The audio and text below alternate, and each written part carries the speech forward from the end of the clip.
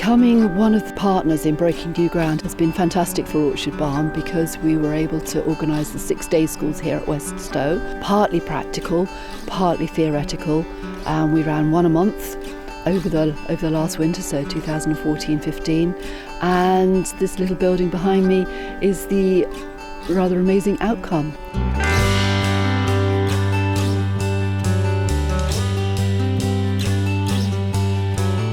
Orchard Barn is an environmental education centre. It's run by a community interest company, and we specialise in using natural and traditional building projects which bring people together to learn. Breaking New Ground is a partnership made up of 20 plus organisations in and around the Brecks. They're local organisations and also some of the larger national groups. The Brecks is a really special area actually. I think it's overlooked. Natural England recently defined the Brecks as a landscape character area. It's 1,000 square kilometres that they've put a circle around and said this is a particular landscape that's very special in sort of the UK makeup. Breaking New Ground is supported by the Heritage Lottery Fund and delivering a core 37 projects in the heart of that area. The scheme is really about trying to connect people to the landscape, telling the story of the Brecks, and the vernacular architecture, the buildings in and around the Brecks are very distinctive. The materials used, the flint, the timber framing, all involve heritage skills which are being lost.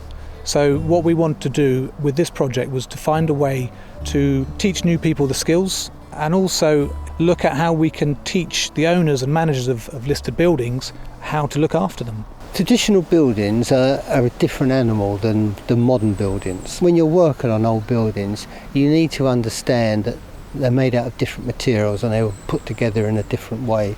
It's not rocket science, but it is different than the new build. Well, we started with the foundations. We started with the bricks and mortar, which was a day school called More to the Point. That was in October, and then in November we were able to work with the flint napping, and that was called court napping. Day school 3 was called In the Frame, so we went out into the woods here and we were able to source the trees, and Chris, one of our very talented volunteers, was able to convert them into the frame using the natural shape of the trees. Day school 4 was a wild day in January. It was called Batten Down and the name was very apt. We were making shingles out of sweet chestnut and we were looking at how they were made and how they were fitted. Day school 5 was called What'll Be the Future, and we featured wattle and daub and the use of coppiced hazel rods from our local woods, and we began to introduce the use of clay-rich subsoil mixed with straw to make a fantastic medium called daub. So we had a lot of fun on that day school. Day school 6 was called From the Ground Up, and we were looking at the use of earth as a building material historically and of this landscape, and then we made some cob and some clay lump and we used it on our seat. What the courses at West Stow are doing for everyone is showing people that the techniques that are required to keep these buildings in good repair are so straightforward and so simple, and they're so easy to learn.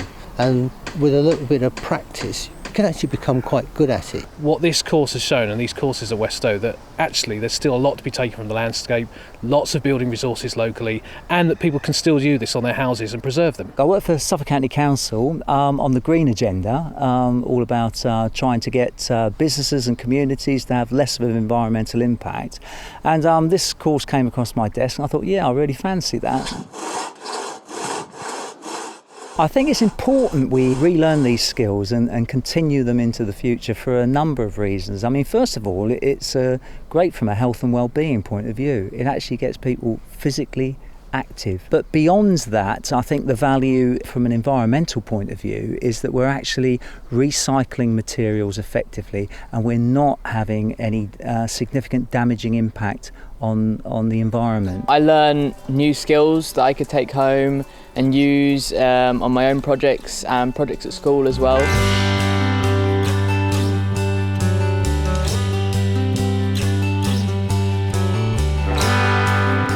And also I think I gained a new eye as to look at things in a more sustainable manner as well. This course has actually changed my life because I was living in London and it gave me confidence to move from London and get out and do exactly what I'd been wanting to do for the majority of my life.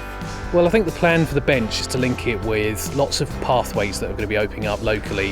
Hopefully cyclists may use that as a point to start their journey all the way through the Brecklands area to Brandon Country Park perhaps, or maybe the end journey before they end up in the cafe and having a cup of tea. It is just a point where people can sit and maybe reflect. With my youngest son Franz getting to an age now where he'll soon be moving away, we're really starting to think about moving house, and a dream would be to get an older property and start putting these skills into practice.